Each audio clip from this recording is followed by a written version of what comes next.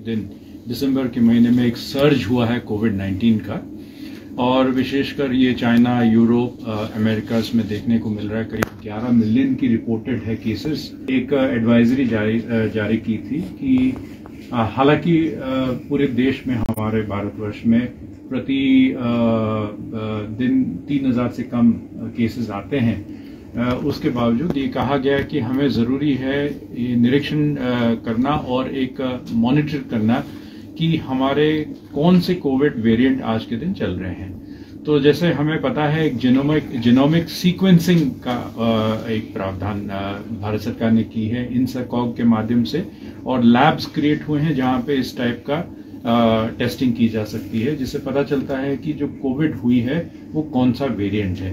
तो भारत सरकार ने आग्रह सभी स्टेट से किया हुआ है कि आप अपनी टेस्टिंग इस प्रकार के लिए बढ़ाएं और सैंपल्स भेजें भारत सरकार को, ताकि वो टेस्ट करें और चेक करें कि कहीं कोई नया वेरिएंट तो नहीं आ रहा है।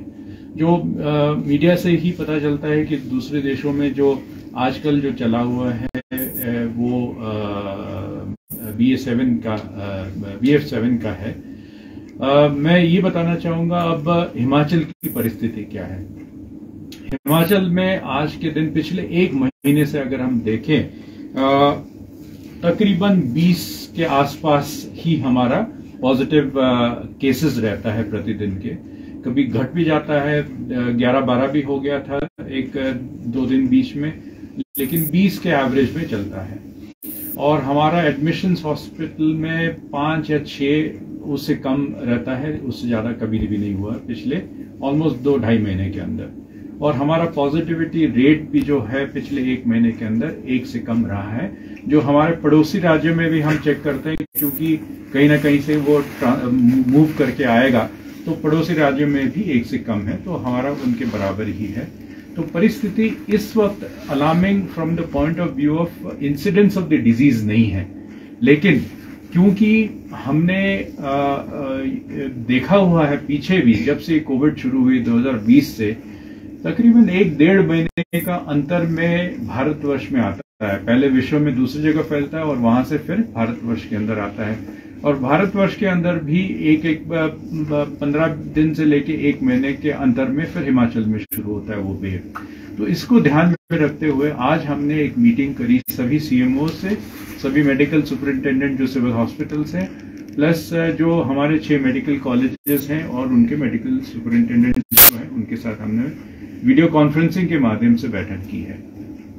हमारा इस वीडियो कॉन्फ्रेंस के माध्यम से 2-4 चीजें हमने जो चर्चा की है वो इस प्रकार से हमने स्टेप्स लेने हैं। एक तो आम जनमानस का आग्रह करना है कि दोबारा से कोविड अप्रोप्रिएट बिहेवियर अपनाएं, और मास्क अगर पहनेंगे तो सेफ रहेंगे।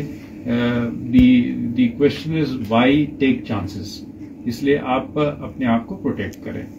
दूसरी बात है कि हमारे टेस्टिंग को बढ़ाएं, ताकि हम जान पाएं कि ऐसा तो नहीं है कि हमारे यहाँ पे और भी केसेस हो रहे हैं लेकिन हमें पता नहीं चल रहे हैं, क्योंकि आज के दिन बड़े ही माइल्ड केसेस हो रहे हैं। लोगों को लग रहा है नहीं, खांसी जुकाम होता है, सबको हो रहा है खांसी जुकाम। वो एक वायरल खांसी जुकाम जो आमतौर पे सीजनल चेंज है वो अलग बात है, लेकिन कोविड अलग है। तो इसलिए हम चाहेंगे कि हमारे टेस्टिंग बढ़ाई जाए। इसलिए आज हमने चर्चा की और सभी से यही आग्रह किया है, सभी हेल्थ इंस्टीट्यूशन जहां जहां हमारी टेस्टिंग होती है, कि वो टेस्ट बढ़ाएं। तीसरी बात, हम रैट टेस्टिंग जो रैपिड एंटीजन टेस्टिंग कर रहे थे उससे मूव करके हम RT-PCR की ओर बढ़ेंगे, क्योंकि RT-PCR में हमें जो CT वैल्यू है उसकी जानकारी प्राप्त होती है। तो जो जीनोमिक सीक्वेंसिंग है, जिससे कि हमें पता चलता है कि कौन सा वेरिएंट है, उसी से पता चलेगा जब हम रैट ना करके हम RT-PCR करेंगे।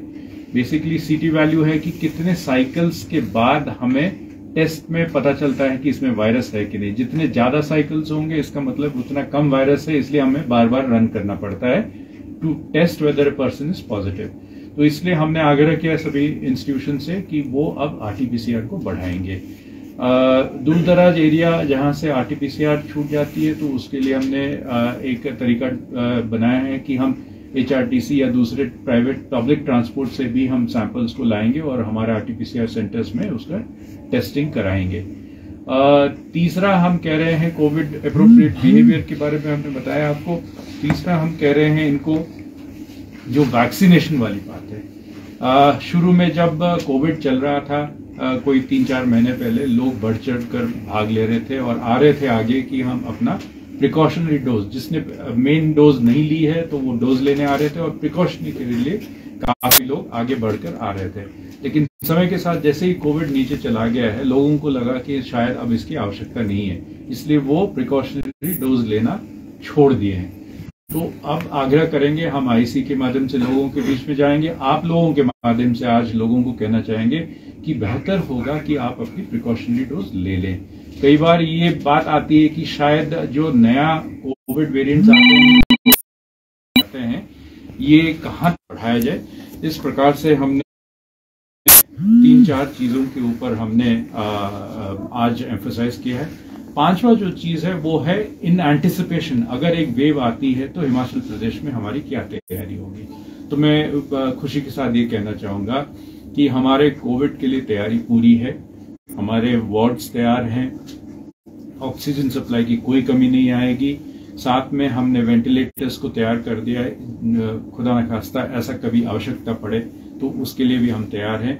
मैन पावर तैयार है, ट्रेंड है। तो बेसिकली हम अपने आप को फिर से दोबारा से विजिलेंट कर रहे हैं ताकि हम तैयार रहें कोई भी किसी भी प्रकार के कुपरिस्थिति को हैंडल करने। भूषण ज्वेलर्स, अनमोल रिश्तों के लिए।